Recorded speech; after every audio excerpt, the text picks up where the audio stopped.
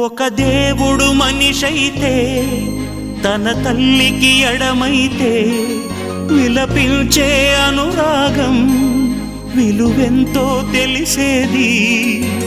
చిటికెడు కుంకుమ తల్లికి పంచే కొడుకై పుట్టాలా, కంచికి చేరని కథలా బ్రతుకు విలవిల ఏడ్వాలా.